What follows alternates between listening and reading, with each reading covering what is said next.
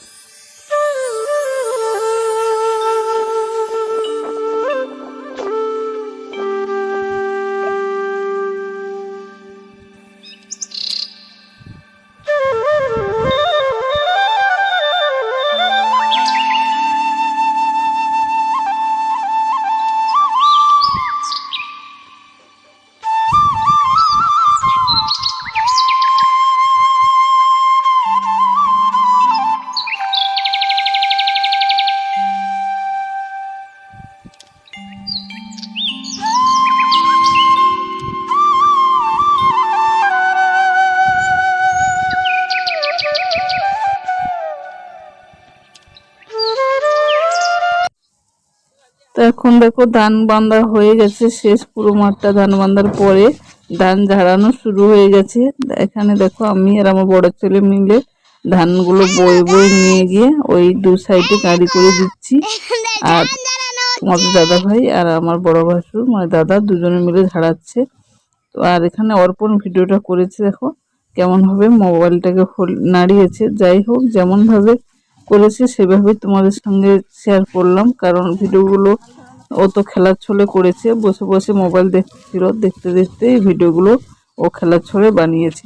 কারণ আমার এখন তো ভিডিও বানানোর সময় হবে না, কারণ এই যে কাজ করছি, কাজ করতে করতে না আর ভিডিও বানানো হয় না। তো ও ভিডিওগুলো যেমনই বানিয়েছে তেমনইভাবে তোমাদের সঙ্গে শেয়ার করলাম।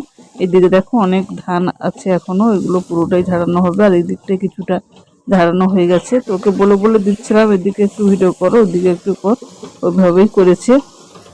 এখানে এই যে ধান ঝাড়ানো হচ্ছে, তো একটু বেশি নাড়িয়ে দিয়েছে, যে যেমনভাবে করেছে বাচ্চা ছেলে, তো সেইভাবেই তোমাদের সঙ্গে শেয়ার করছি। একটু কষ্ট করে তোমরা ভিডিওগুলো দেখে নাও। আর এখানে দেখো মেঘলা মেঘ, খুব মেঘ আকাশে, আর গরম কিন্তু খুব, মেঘ হলেও গরম কমেনি, ভীষণ মেঘ। সেই জন্য ধানগুলো তাড়াহুড়ো করে ঝাড়ানো হচ্ছে, যাতে ধানগুলো বাড়িতে নিয়ে যেতে পারি। খড়গুলো যা হবে হোক, ধানগুলো আমাদের বাড়িতে নিয়ে যেতে হবে।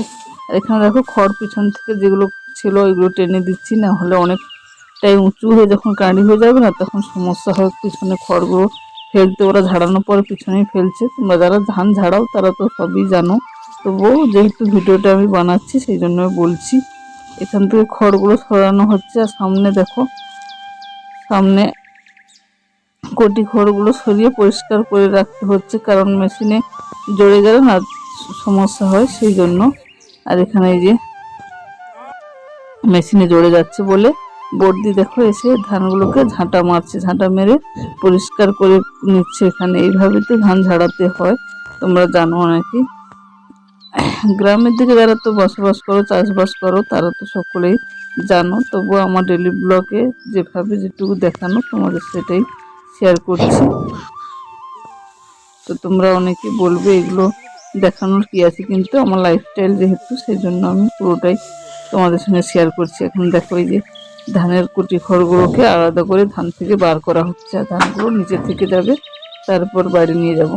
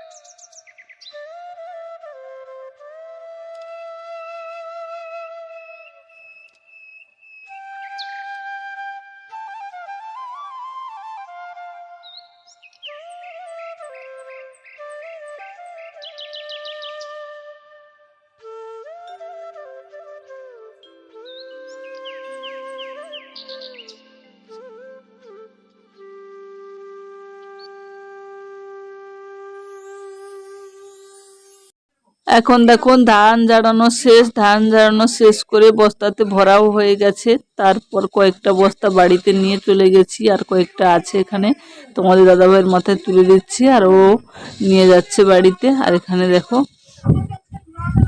তো কয়েক বস্তা ধান হয়েছে, এখন বোঝা যাবে না, কারণ এর সঙ্গে তো ধানের যে আঁকড়া হয় ওটা আছে, তো উড়াতে হবে। উড়িয়ে পরিষ্কার করার পরে বোঝা যাবে যে কত ধান হয়েছে। যাই হোক, এখানে একটা ছোট্ট ছিল, সেটা ছেলেকেও তুলে দিলাম, ও নিয়ে যাবে। আর ভিডিওটা আমি এখানেই শেষ করব, আজকের আর ভিডিওটা এগিয়ে নিয়ে যাব না, ভিডিওটা এখানেই শেষ করছি। তার আগে বলবো তোমরা সকলে ভালো থাকো, সুস্থ থাকো। ফিরে আসছি আবার একটা নতুন ভিডিওর সঙ্গে। তত সময় আমার ছোট্ট চ্যানেলটার পাশে থেকে আমার চ্যানেলটা সাপোর্ট করো। ধন্যবাদ, থ্যাংক ইউ।